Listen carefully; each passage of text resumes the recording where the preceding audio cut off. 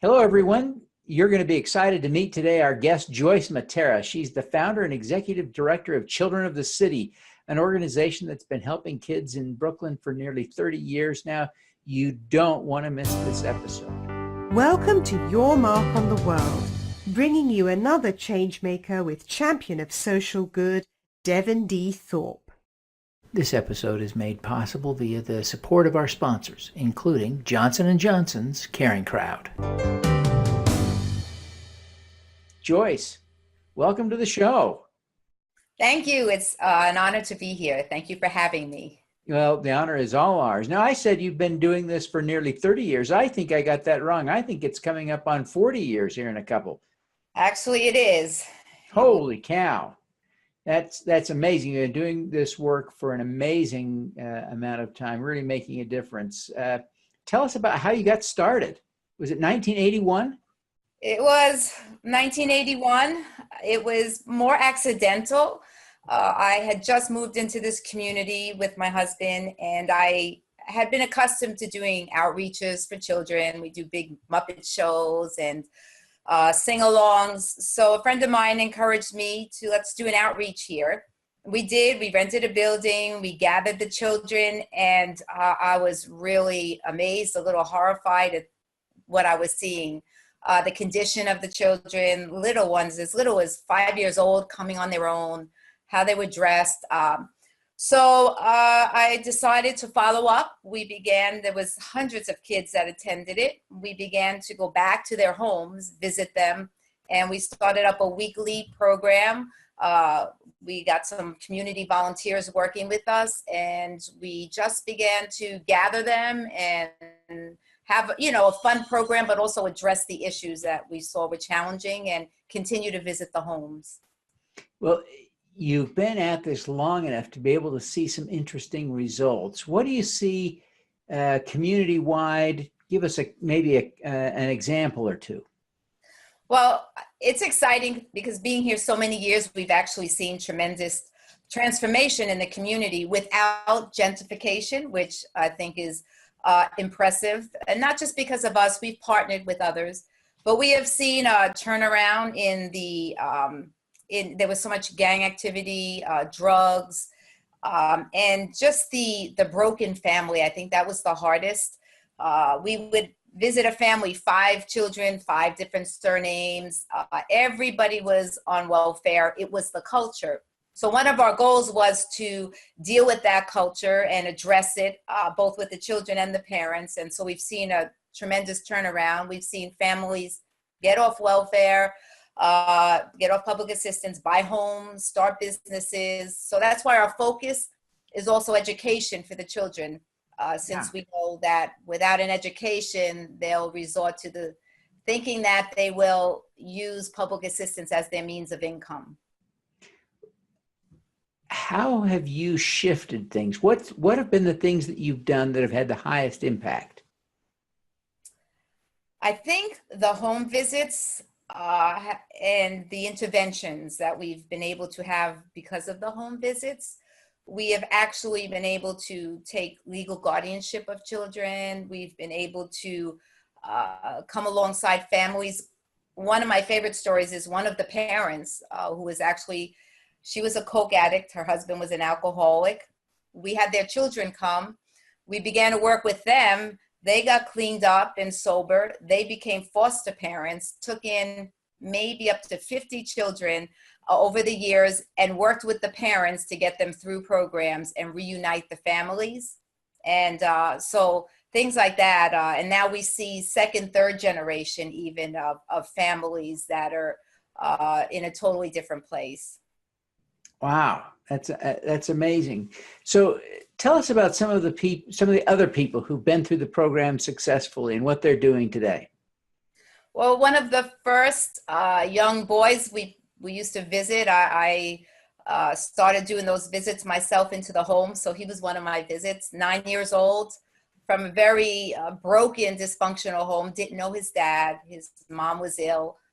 Barely any food in the house when we'd visit. So we worked with him over the years. He's now a VP in Goldman Sachs. He has a family. His children are working their way through college, and he comes back and volunteers in the program. So other families, like I said, we have several families now, homeowners, and still come back and volunteer. So they're one of my program directors, who's here full time, was one of our first participants in our college bound program. We helped her through high school, getting into a private college, getting scholarships. Never would have happened on her own. There's very little family support or understanding. So yeah, those are some of the great things that we've seen. That is great. What give us a little bit of a sense of the scale of the operation? So we have about 1,000 to 2,000 in our database. Over the year, we serve about 1,000 altogether, especially through our monthly outreaches. So we'll visit homes and families. We gather the children in, and we have a parent workshop. So that's once a month. It's a very big community event. And then we channel them through to different programs. We also have partners that come during those events and help us from whether it's nutrition, dental help, medical, whatever it is that is needed. So we have in our educational programs several hundred. So we have a full-time after-school summer program. And now our college-bound program, we're increasing it each year. It started with high school juniors. Now we have sophomores, we're going to freshmen, and we're working with them as they matriculate through college, getting them mentors to help them. So it's from a few hundred on a weekly basis to 1,000 or more on a monthly, yearly basis. Wow, it's a massive operation, but you operate on a fairly small budget. Yes, yes, we have. We started as a purely volunteer organization, so we learned how to utilize every resource, and so we have a high volunteer staff, but also we have professional volunteers. So we work with New York Cares, which are an amazing organization, and so they help staff many of our programs through corporate volunteers. We have volunteers throughout the community, and we just learn to work hard and work smart. But your annual budget's about $250,000, is that right? Yes, that's correct. It sounds like you're doing an amazing amount with a very little bit of money. In fact, you've got a fundraiser coming up here in June. Tell us a little bit about that. Yeah, that's always it's a fun event. This is our 5th year doing this event. David Tyree, Giants, champion, is one of our board members, a friend of mine. So he gathers the Giants together every year for this big bowling event in Manhattan. And so sponsors come, they purchase a lane, and they get to have their favorite Giants players bowl with them. So our partners love it, sponsors love it. So we're able to raise a nice chunk of money, and they have a fun night. So we're excited this year. We have Sterling Shepard as our highlighted guest.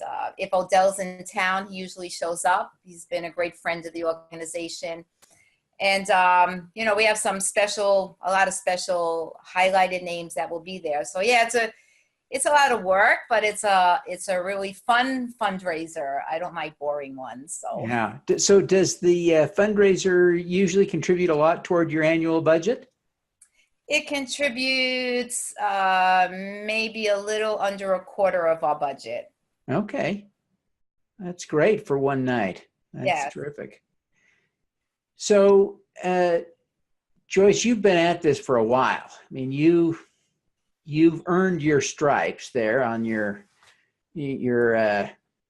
shoulders there. You're a bona fide expert. What's the most important lesson you've learned over your career? I think to never think one life is too little, or to think a problem is too big. Some people get overwhelmed at the immensity of a problem and feel overwhelmed to even touch it. And excuse me, my computer was talking to me. And then some people overlook just one life, and you never know what one life you change can impact and how it can impact. So I think that would be it. Excellent. Joyce, you talked about some of the things that you did in those early days. Help us understand why you felt responsible to do it. Everyone in the community could see those problems. You weren't the first one to see them. Why did you feel responsible enough to do something about it? And I guess it was very hard for me to see it and not respond. I actually did a personal operation style test once, and it told me that my personality responds to things I see. So I would have never initiated this on my own. I would have never said, hey, I want to do this. But when I saw it, I just felt compelled that I need to do something, and I can do something. And then I galvanize everybody that will join me to do something. Well, it's been an amazing journey, I think, looking at the lives you've impacted and how deeply you've impacted them and how many you've impacted. It's really quite a story. What do you consider your superpower? My superpower, wow. I think it's the ability to get people to join me, to galvanize other people to be a part of what I'm doing. I think I've been good at that. I have no problem pressuring people when it comes to meeting a need or helping others in need. So I don't mind asking others, hey, you know, there's something you can do. There's a difference you can make. So I think that may be it. And then just to be able to multitask a lot of things at a lot of time. I don't know if that's just all women, but I've been able to wear many hats. My daughter from Mother's Day said I was the closest thing to Wonder Woman she knew. So it's nice to hear that from my children. It's nice to see them so supportive. They've actually taken in children. We've taken in children, and they've been wonderful. My husband, I just showed up one day and said, honey, you don't mind if I take legal guardianship of these two girls? They'll be living with us from now on. It was no problem. So I thank God for a very supportive family as well. Oh, that's great. Well, Joyce, I appreciate you taking the time to be with us today. Before you go, would you take just a minute and tell people how they can learn more about your organization, your work, how they can connect with you personally, and how they can get tickets to the event in June? Yes, absolutely. Well, you can go to our website. It's childrenofthecity.org. And on the website, you can see all that we're doing, the programs, the outcomes, the people involved.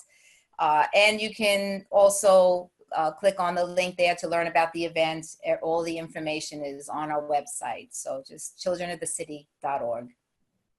Fantastic. Well, Joyce, thank you so much for being with us today. We wish you every success in continuing to change lives of young people in Brooklyn. Thank you so much. All righty. Let's do some good. At Caring Crowd, we believe everyone has the power to make a difference.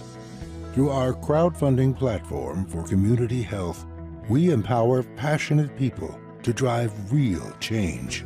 Whether you work for a nonprofit organization, volunteer, or want to get involved for the first time, you can post a campaign on Caring Crowd.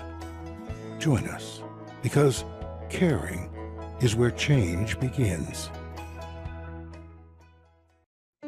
Thank you for listening. This podcast is available at youtube.com/Devin Thorpe. Subscribe to this podcast on Stitcher or iTunes by searching for Your Mark on the World. Every weekday, Devin hosts a CEO, celebrity, entrepreneur, or other changemaker here on the Your Mark on the World show to inspire and prepare you to make your mark. Devin is a champion of social good, writing about, advocating for, and advising people who are doing good.